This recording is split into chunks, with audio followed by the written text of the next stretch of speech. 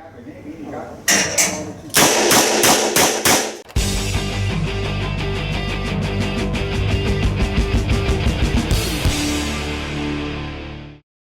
and welcome to Bloke on the Range. Now today we're going to do something a little different. We're going to look at a bit of shooting psychology.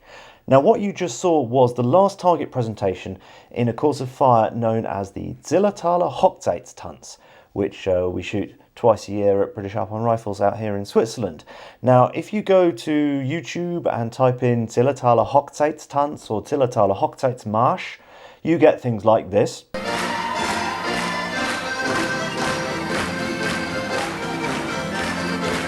And this.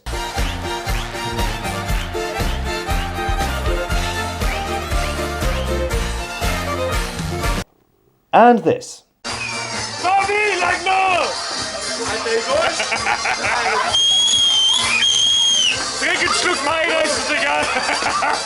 Well, that all looks like an awful lot of fun, but not as much fun as you can have on the range.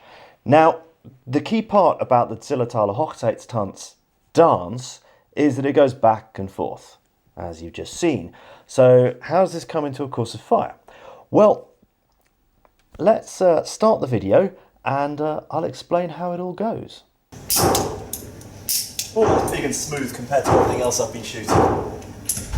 So the target presentation there is 5 Ordonnanz targets, which should be familiar to any of you who shoot in Europe, at 10 meters.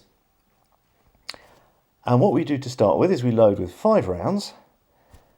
When we're ready, make sure we've got all our ammunition there. I'm not using speed loaders because there's enough time you don't need them.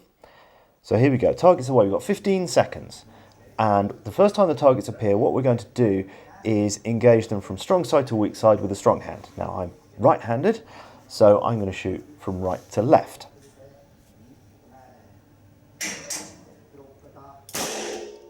Now what we're trying to do here on the slower presentations is shoot good hits. We want to score highly with these hits.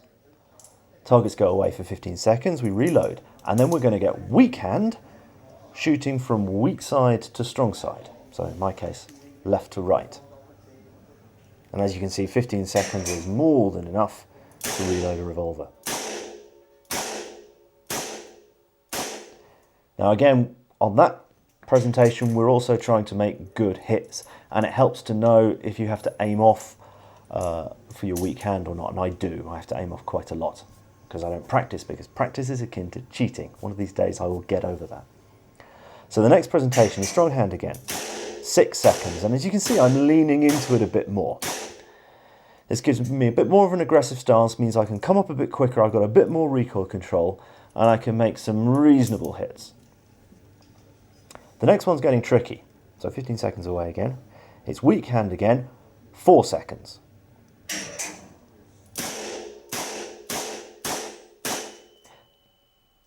Don't think they're all on there, in fact they're not. Reload again.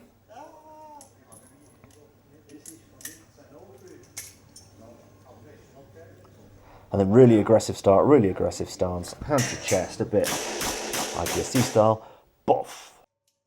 And there we go. So looking at the targets, we've got 5, 4, 4, 5, and 5. So 2 off in total. Total score 209, which I'm very chuffed with. I don't think it's my highest score ever, but I did in fact win it this time. And now to be in with a chance, you've got to score over 200 in any case, out of a possible 250. Now here's what I think is interesting psychology, because if you just gave me the 5 targets for 2 seconds cold, I wouldn't stand a chance. I'd probably only make 2 hits, if that. It's just too fast when you're cold.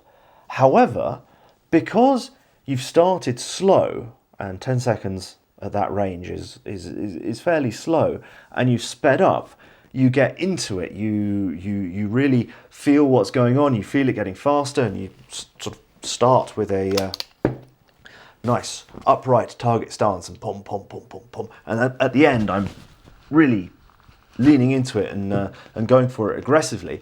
And then I can engage it. Now, I don't know for sure whether I got 5 hits or 4 hits on that last exposure. Certainly there's at least one off on the previous exposure, on the 4 seconds with the weak hand.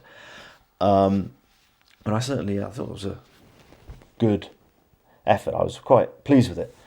Another point is that I believe I'm correct in saying that this competition has always been won with a revolver, and always a Smith & Wesson, either a Model 19 or a 5.86 or a 6.86. Why do I think that is? I'm not excluding the possibility that it could have been won by someone, particularly if they're shooting a light cartridge like 765 Para. It may have been won at some point with a semi-auto, but most of the time, at least, it is won with a revolver. I always shoot it with a revolver because I shoot far better with a revolver. And certainly in this kind of fast shooting, where you only need 5 rounds, I find that I've got far better control with a revolver in fast shooting, even though I'm shooting double action single-handed. These are full house loads, full velocity loads, and in fact, those are the bullets I powder coated in an earlier video. So there you go. Now, with a revolver, I grip fairly high. I'm a follower of the prophet Ed McGivern and the latter-day prophet Jerry Michalek. So, just to give you an idea, I'm not holding down here. There's not part of the knuckle of the stock sticking up. I'm holding it up there. So the bore line isn't particularly high over my hand, and the recoil is just the recoil of the cartridge. With a semi-auto, the felt recoil might not be a lot different, but there's a lot more going on. The bore line is typically a bit higher, not always. Certainly with some of the modern designs, they're getting lower, but there's nothing else going on other than the recoil of the projectile leaving the barrel here. So as you can see, when you go back and watch, my muzzle is not rising very much. So then I can sweep the targets, and in the 2 seconds I'm sort of looking through the sights. I'm sort of vaguely seeing the sights, vaguely on the target. This is the one where your natural alignment has to be really, really good, and you've got to know it. This is not something you haven't really got time to test it. So you need to know that when you bring the pistol up, you're going to be up on the first target. Because the first shot's always the hardest. You'll never recover from a bad alignment on a first shot. If you come up and have to drag it across, you're lost. You have to know that first shot, you're going to come up, and as you're coming up, you're taking up the pressure, and you need to know your revolver trigger. This is quite difficult to do with a borrowed revolver.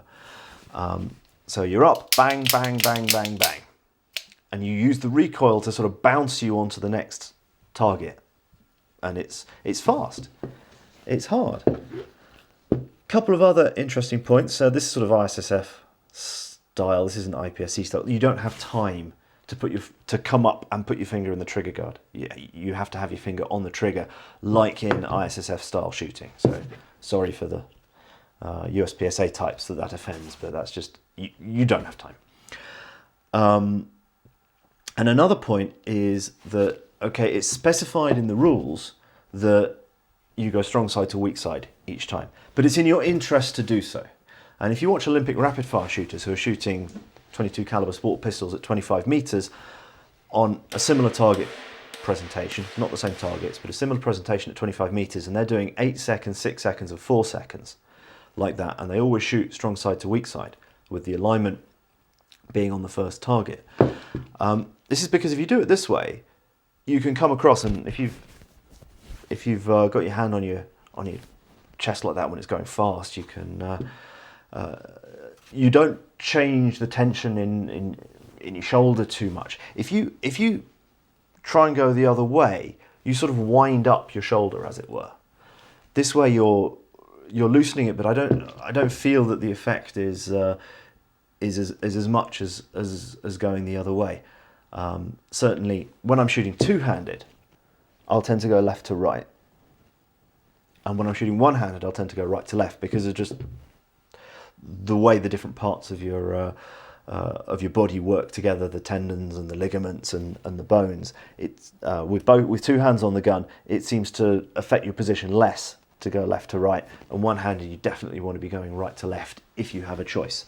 And in practical shooting, in IPSC type shooting, you don't necessarily have a choice. You'll often take targets as they become visible. So if you come around a barricade, if the leftmost target is visible, or sorry, if the rightmost target is visible, you'll take that first, simply because it's a question of economy of movement. As I said, didn't use speed loaders. There's really no need. Although I got a bit fumbly at the end. It gets quite tense. It's a stressful course of fire, and I love it. It's brilliant. It's great fun. So if you want to set this up on your range and see what you can do, please, I'll be interested in your results. So I hope that was at least vaguely interesting. Thank you so much for watching. Please like and subscribe. Please consider supporting us on Patreon if you haven't already done so, and see you again sometime. Bye.